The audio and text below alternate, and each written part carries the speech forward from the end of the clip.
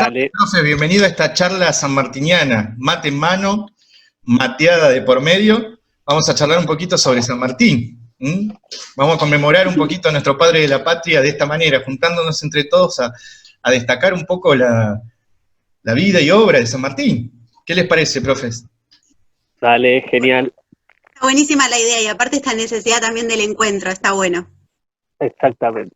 Tal cual, intercambiar ideas, sumar y generar también un debate entre nosotros, todos colegas, que tendrá también sus ideas y bueno, generar un lindo intercambio entre nosotros. Sí, yo pensé un poco destacar el aspecto más humano, ¿no?, de San Martín, salir por ahí con la visión tradicional que le da nuestra historia oficial, esa del militar y político tradicional, y tratar de abordar algunos aspectos desconocidos de San Martín, algo que tiene que ver con el aspecto humano, ¿no? Destacar un poco eso, que San Martín era una persona, un hombre, con grandes acciones, ¿no?, y con muchos valores, pero al fin y al cabo un hombre, ¿no? Exactamente. Mirá, agregando lo que decís vos, Javi, con respecto a la figura de San Martín, ¿no? A nosotros siempre se nos ha metido, ¿no?, en la cabeza desde la primaria en adelante esta cuestión del personaje, ¿no? Como que San Martín es un personaje en vez de tratar de investigar más sobre la personalidad, ¿no? La personalidad de este gran hombre, de su contexto histórico, de las grandes obras, las grandes epopeyas, además de su pensamiento político, ¿no? Vos decías la cuestión militar, pero también en la cuestión política tenía ideas claras, venía de la Ilustración francesa, sabíamos que tenía un recorrido militar, o sea, no era un tipo improvisado, era alguien que claramente trascendió en su época, tenía un proyecto claro y después se fue enfrentando con diversos oponentes dentro de la política local, ¿no? Tenemos que recordar esa gran dicotomía entre San Martín o personajes como Rivadavia o Alvear, ¿no? Alvear, sí, tal cual, tuvo muchos enemigos en su época, ¿no? Digo, enemigos contemporáneos. Y también contemporáneos en todo el proceso y posterior también a su accionar, porque sí, cuando él está en Francia, digo, su rivalidad con Rivadavia es muy notoria, digamos, ¿no? Eso me parece que la figura de San Martín tiene que ser pensada, como decía Rodri también, en una coyuntura política, que está, como que nosotros estamos habituados a esa historia oficial que pone en un panteón sagrado a estos hombres de la independencia, pero había intereses en pugna y que son durante el proceso y posterior al proceso, digamos, sanmartiniano. Está bueno para analizar eso, porque si no, ¿cuál sería el sentido de la efeméride? Solo por rescatar, ya de por sí se conmemora el fallecimiento de este gran hombre de la patria, ¿no? Lo cual ya también nos llama la atención, porque hay un montón de acontecimientos súper interesantes, digamos, del plan sanmartiniano, y tenemos como una visión de conmemorar la muerte. Es una lástima porque teniendo una vida tan interesante para analizar, quedamos con eso. Yo recuerdo que cuando estaba en el secundario decían, no se puede poner música en el acto de San Martín porque es una conmemoración. Digo, no sé, ¿es para eso la efeméride? ¿Cuál es el sentido de tener una efeméride en la escuela? Y no celebramos impronta como la de San Martín, nos queda. ¿Cuál sería el sentido? Tal cual, coincido. A mí me parece también lo interesante de poder compartir este momento con ustedes, analizar esta cuestión de conmemorar como si fuese algo limitado, algo cerrado, pensar desde el origen de su fallecimiento y no tener en cuenta todo lo que él vivió, todo lo que él hizo como persona, como estratega, como militar, con una vida tan importante, tan interesante, ¿no? Buscando la lucha de la independencia americana, no solamente la nuestra, ¿no? Y también pienso en esto que ustedes también decían de los obstáculos internos, de afuera, de adentro, de colegas. Entonces es una persona que es interesante destacar desde su nacimiento hasta lamentablemente su fallecimiento, que terminó falleciendo acompañado de su familia, pero muy triste en el sentido de que no fue reconocido tal cual. Tal cual, creo que con ganas de más, hasta el último momento, me parece a mí. Adhiero a lo que dice Flor con respecto a hasta el último momento. Fíjense que San Martín durante la década de 1830, 1840, siempre estuvo mirando lo que pasaba en nuestro país. No era una persona totalmente ajena. Era activo. O sea, el tipo estaba en Europa, estaba en Francia, daba vueltas, ¿no? Estuvo en una época también en Bruselas, en Bélgica, pero siempre estaba activamente mandando correspondencias a amigos como Tomás Guido o, por ejemplo, a O'Higgins. Mucha de esa correspondencia interceptada por el centralismo porteño. Pero fíjense que siempre estuvo fijándose en lo que sucedía en nuestro país y principalmente, bueno, encontró en la figura de Rosas, que es tan polémica, ¿no? Para la historia oficial, en la figura de Rosas, un hombre para la patria, ¿no? Un hombre que podía llegar a restablecer el orden que durante la década de los 20 era realmente un desastre en nuestro país, ¿no? Fíjense que Rosas llega en un momento justo. A veces cuando lo hablamos con los chicos en el aula, decimos, bueno, vos fíjate, ¿viste cuando vos decís, ¿con quién se junta fulano? Mengano, fulano. Vos decís, a ver cómo son los amigos, ¿no? Dime con quién andas. Yo digo, si San Martín con su visión que tenía, así como lo admiramos y todos lo sacralizamos, le escribe y le regala su sable corvo a Rosas, no sé, confía de la historia oficial, digo, a nosotros le llamamos la historia mitrista, que te dice que era el tirano Rosas. ¿No? Hay que, a veces, todo ese accionar que por ahí queda un poco invisibilizado, de ver a San Martín viejito jugando con sus nietas, me parece que es otro San Martín en realidad, está presente, mirando y jugando políticamente también. Es más, ya el dato de que se repatriaron... Sí, habla vos, Nati, te dejo. No pasa nada. Yo me pregunto si esto de que se mantuviera activo y se siguiera manteniendo mensajería por carta, tiene que ver con esto que se sabe a medias acerca de que era masón. La masonería no está comprobada. Lo que pasa es que la logia Lautaro, que es la logia a la que él sí adscribe no abiertamente, pero digo, su correspondencia. Tiene contacto. Él es un fundador de la logia Lautaro. Es una logia secreta, tiene como algunas similitudes con esa gran logia, es la masonería, pero en realidad no hay como una corroborado, es como un gran mito. Tal cual. Lo que pasa es que era muy de los hombres de la época también. Es uno de los aspectos que usan, digamos, para criticar a San Martín también, ¿no? Esto que planteaba Rodri muy bien, que es de alguna manera usar algunos argumentos como para criticarlo, para cuestionarlo, el hecho de haberle donado, de haberle legado el sable, ¿no? A Rosas también es utilizado por los contemporáneos para criticarlo, y hay algo que se me viene a la cabeza que es, no solamente por personajes políticos del momento, sino también de muchos historiadores que van a criticarlo durante el siglo XIX, ¿no?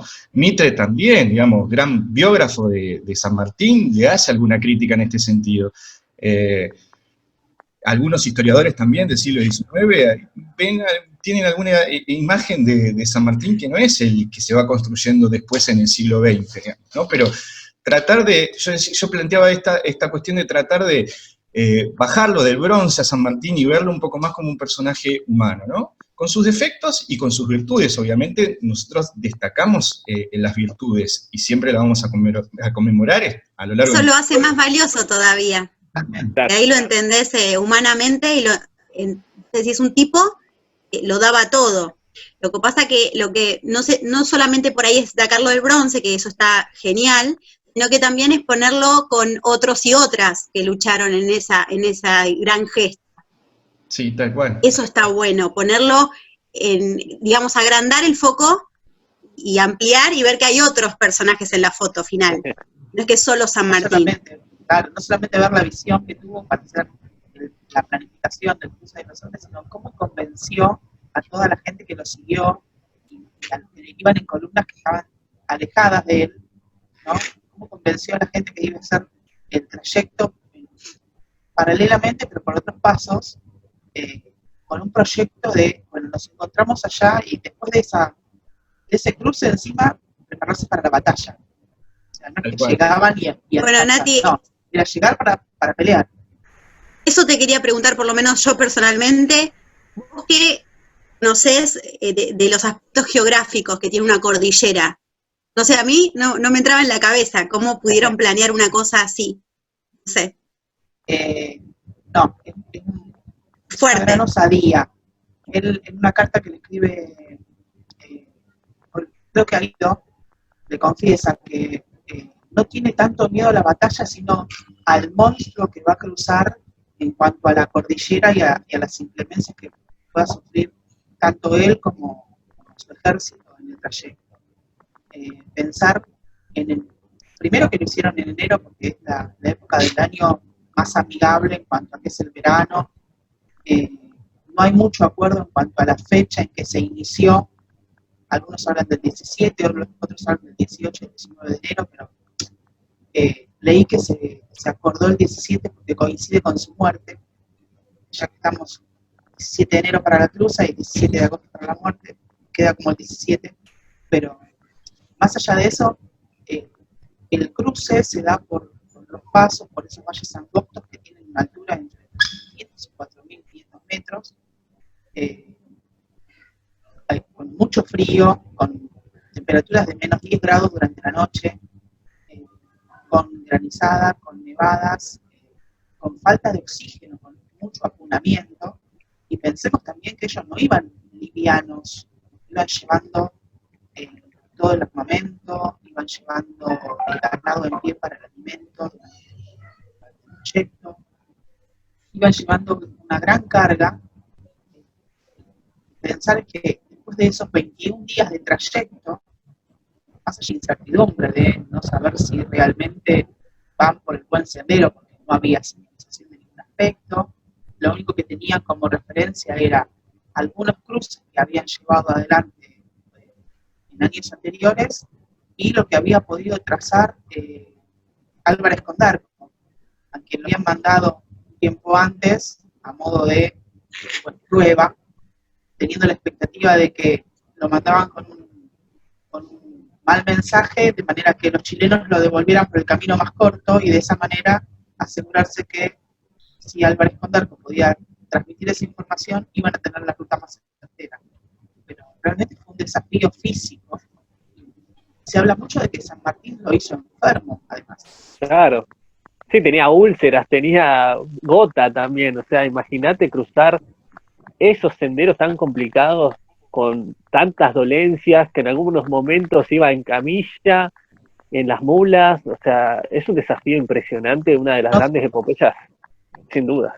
No solo el ascenso, el descenso también, súper peligroso, Sí. ¿sí? Sin ningún sendero marcado, era todo sendero a transitar y a descubrir. Y con los sin saber insumos, realmente. los insumos justos, digo, ¿no? Claro. Porque sabíamos que no tenían apoyo de Buenos Aires, así que, Sí, digamos, la comunidad de Cuyo los ayuda, algunos dicen, bueno, presionando, ¿no? Mucho San Martín, pero bueno, son las cuestiones, los sacrificios que a veces se les pide a la población en momentos de guerra o no, de crisis también. Ahí podemos Eso iba a encontrar decir, el sí. verdadero, ¿no? El verdadero San Martín político. Sí, Flor, no te interrumpo. Creo que teniendo en cuenta todo el contexto de lo que estábamos hablando, creo que el proyecto de darle identidad a la América y darle identidad, creo que fue más fuerte a todo esto, a todos estos obstáculos que fue viviendo, ¿no?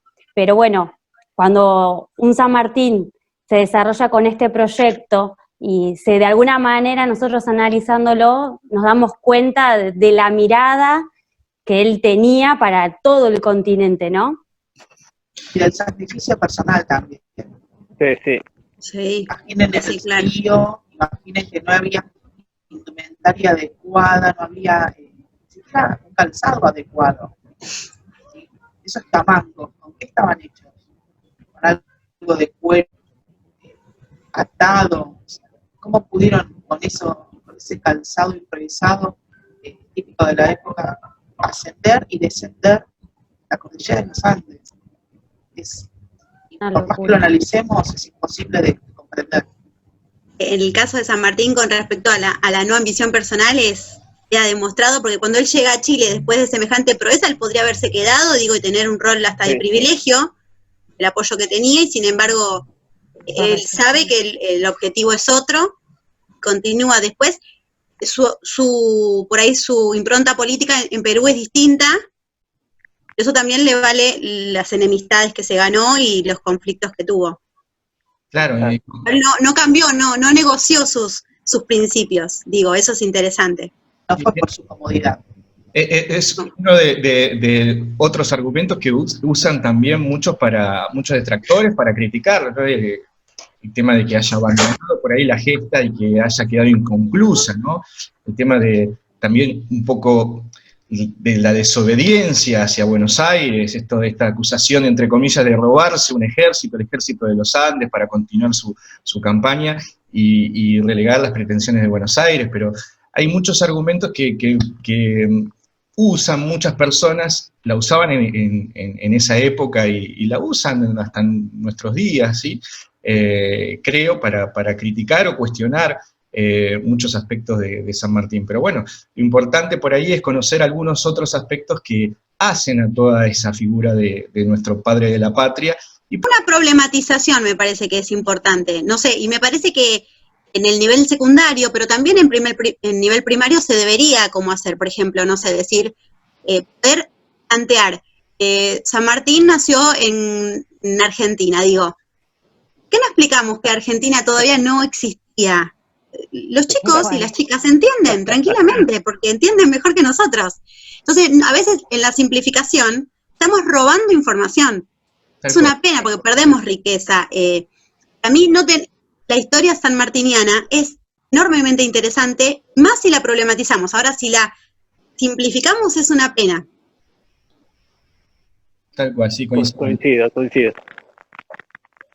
Sí, más que nada también el rol político de San Martín, del entendimiento en dónde estaban, siempre en el lugar a donde iba, entendía la política local, ¿no?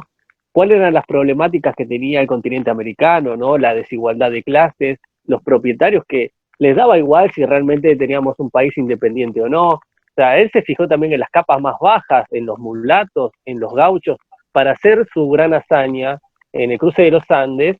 Necesitó también de los vaquianos, de los pueblos originarios.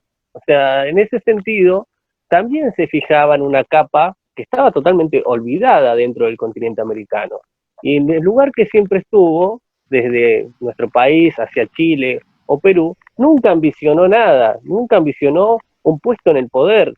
Esa es la gran capacidad de inclusive los rechazó.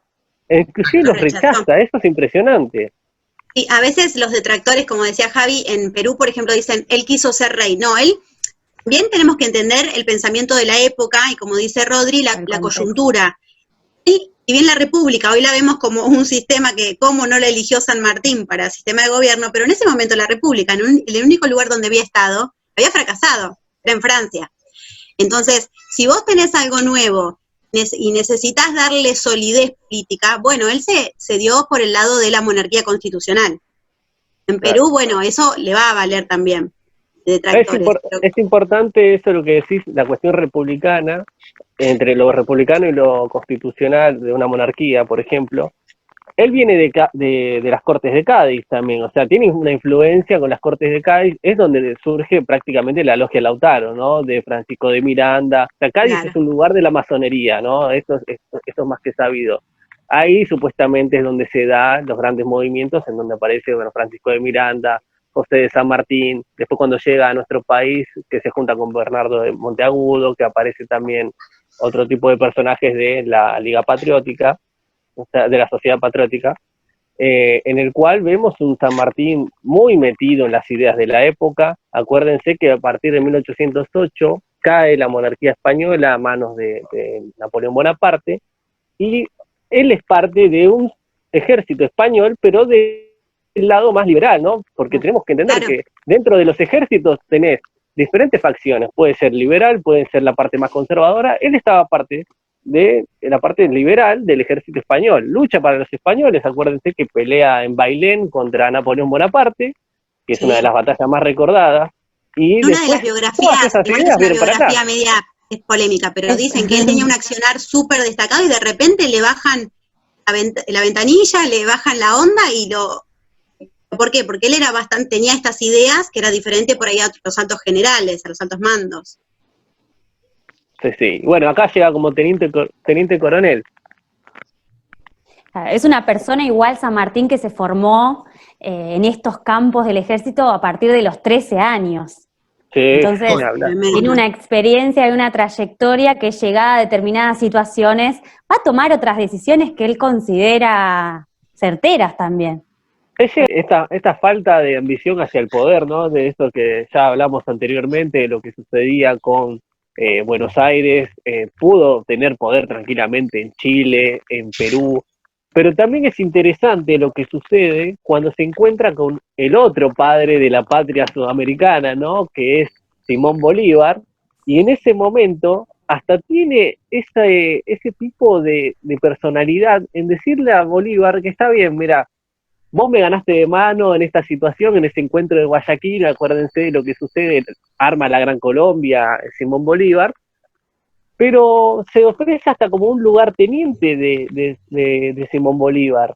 Es más, le delega todo su ejército para que termine con la gesta patriótica y la gesta independentista. Fíjense que tiene la grandeza San Martín de decir, bueno, mira, te dejo la posta a vos, a Simón Bolívar, y él se retira prácticamente de la política, después viene para nuestro país, en el cual, bueno, sabemos que para agosto de 1823 muere su mujer, y ni siquiera puede hacer un funeral realmente que sea de lo más común, ¿no? Porque prácticamente la despide en el cementerio de La Recoleta, y después se tiene que ir, o sea, después parte al exilio, y desde acá, desde Buenos Aires, acuérdense que en ese momento teníamos a Martín Rodríguez en la gobernación, pero el que manejaba los hilos de la política local era Bernardino Rivadavia.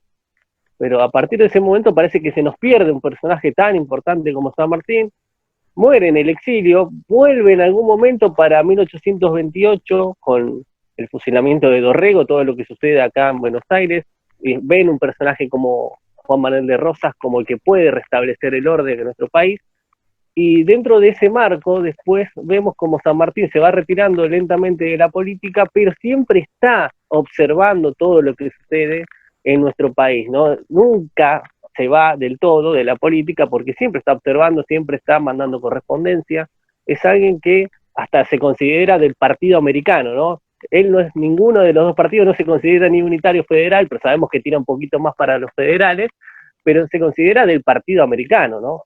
Y él dice en un momento, no soy de ningún partido, no, soy del partido americano. Exactamente, como que él es el gestor de toda esta gran obra en América Latina, y fijémonos cómo tiene esa grandeza de estar siempre atento a lo que sucedía, y cómo la historia oficial lo ha maltratado de una manera que lo ha mostrado como si fuera prácticamente un gran militar y nada más que vino a cumplir con una obra y nada más. Y después fíjense que para la década de 1880 recién son repatriados sus restos, ¿no? Su cuerpo. Eso también habla un poco, porque él muere en 1850 en Francia y ese lapso de tiempo no tenemos a San Martín en nuestra tierra para poder tenerlo, ¿no? Es una real lástima que se haya dado de esa manera. Es más, él en su testamento, además de darle el sable corvo para Rosa, también quería que su corazón esté acá, en nuestro continente y principalmente en nuestro país. O sea, esta es la importancia que tiene para mí San Martín, que es un personaje enigmático, es un personaje para analizarlo desde 1.000 millones de lugares, ¿no? Es espectacular su obra. Y ahora les pregunto a ustedes, ¿no? ¿Qué les deja San Martín? ¿Qué es lo que los motiva de estudiar a San Martín y por qué esa motivación la quieren prácticamente pasársela de alguna manera a sus estudiantes, ¿no? Porque lo más importante de un docente es, cuando estudia este tipo de personajes, cómo transmitirlo a los diferentes estudiantes que vamos teniendo en este recorrido, ¿no? Esa es la pregunta. Bueno, Tal cual.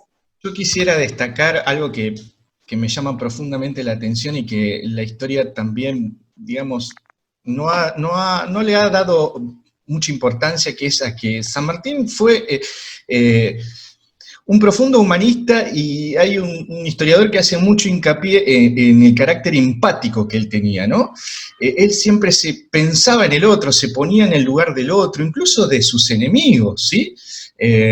No solamente en el lugar, se ponía en el lugar de los soldados que combatía, sino también de sus enemigos políticos, rescatando un poco lo que planteaba Rodri recién, ¿sí? Él ayuda incluso mucho a la esposa de Alvear, cuando Alvear estaba fuera del país, ayudaba a los soldados una vez que los derrotaba, incluso brindándole alimento, asistencia, pensaba mucho en las viudas que dejaba cada una de las batallas que combatía, ¿no? Las viudas, los huérfanos. En ese sentido hay que rescatar que San Martín era muy empático, ¿sí? Se ponía en el lugar del otro, pensaba mucho más en el otro que incluso en sí mismo, ¿sí? Esto de plantear a la figura de San Martín como un gran renunciante, plantea uno de nuestros historiadores contemporáneos, que no voy a decir quién es, como para que algunos profes no se rían, pero creo que todos más o menos sabemos quién es. Planteaba mucho esto de ponerse... La banco. De ser un gran renunciante, no pensar mucho en sí mismo, no ser autorreferente, ¿sí? Esta cuestión de dejar el yo de lado y pensar en el otro. Y eso se traduce en muchas de estas acciones que yo destacaba, ¿no? Incluso con sus enemigos él tenía una postura muy, muy empática, sabía y reconocía el poder ponerse en ese lugar, ¿no? Incluso después de haberlo derrotado, digamos, ¿no? Así que creo que eso es algo que siempre está presente en mi idea de San Martín, que bueno, que busco por ahí llevarlo a las clases, compartirlos con mis alumnos. Claro, además tampoco cometía crímenes de guerra, ¿no?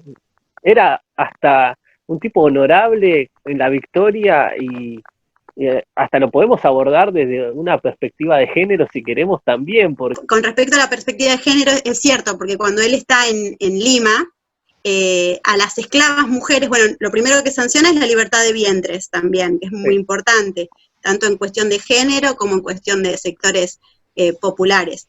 Pero también las mujeres pueden participar del ejército, se pueden enrolar y ellas pueden elegir el rol que van a cumplir. Obviamente siempre se tenía en cuenta la situación física y demás, pero se las puede tomar dentro del ejército de las fuerzas peruanas, patriotas, pueden participar, así que hay una perspectiva de género ahí también.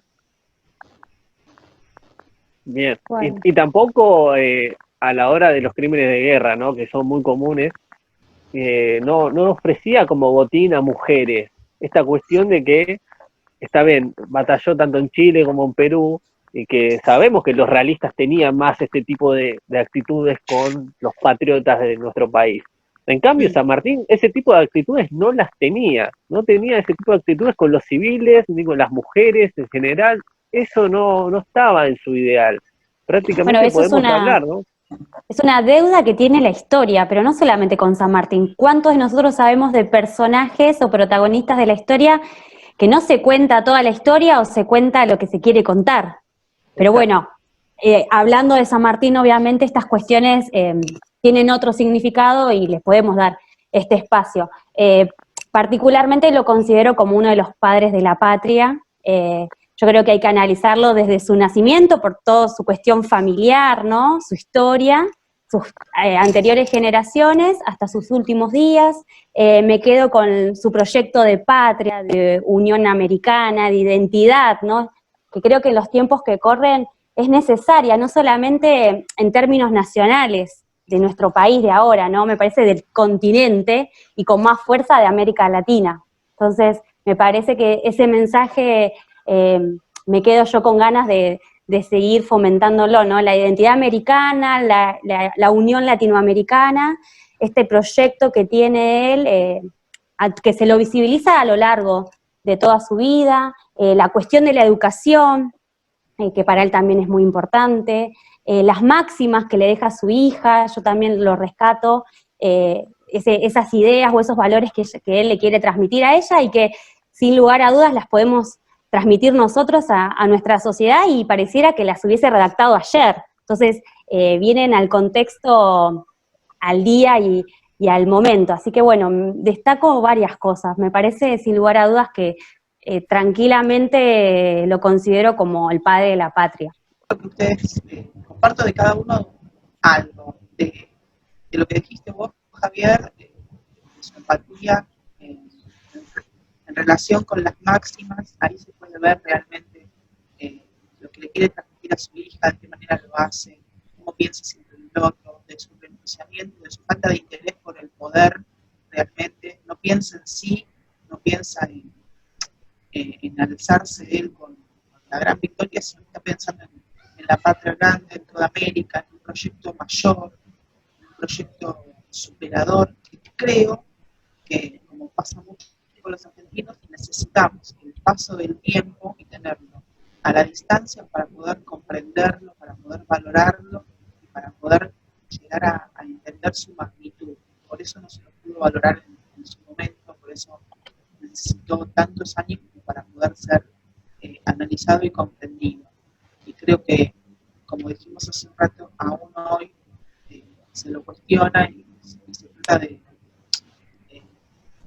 menoscabar su imagen con algunos detalles que realmente no son importantes. Yo creo que su pensamiento, su forma de ser, sobre todo lo que transmitió a los que estaban cerca. No hay escritos de gente que haya estado a la par de San Martín que pueda transmitir ideas negativas, siempre hablando bien de su actitud como hombre, como militar, como estratega, como político, humanamente. Me parece que es un gran personaje y muy, muy importante su obra, y para ser analizada no solamente en lo que nos quedamos a veces esto del padre de la patria, libertó 3 países, cruzó los Andes, sino que cada pequeña cuestión hay que analizarla en profundidad para poder llegar a comprender lo grande que era como persona y como su pensamiento, porque estaba más allá, muy, muy elevado. Qué linda reflexión. Bueno, profes, ¿les parece si nos vamos despidiendo en esta mateada sanmartiniana? Bueno, particularmente creo que es una linda actividad que el hecho de que podamos reunirnos para compartir algunas cuestiones, ¿no? a mencionar sobre nuestro padre de la patria. Y bueno, espero que les sirva a todos los que vayan a verlo, los que vayan a estar del otro lado de la pantalla, les sirva por ahí para investigar, para indagar o para simplemente para estudiar algo más de San Martín, ¿no? Así que, bueno, yo me voy. Muchas gracias, Javi, por la invitación a la mateada. No, por favor, gracias a ustedes por sumarse y bueno, nos veremos la próxima en un próximo encuentro. Tal cual, ahí estaremos, sí. Hasta la próxima. Muchísimas gracias. Chao, Javi. Chao, chicos. Chao, chicos, nos vemos. Chao, chao.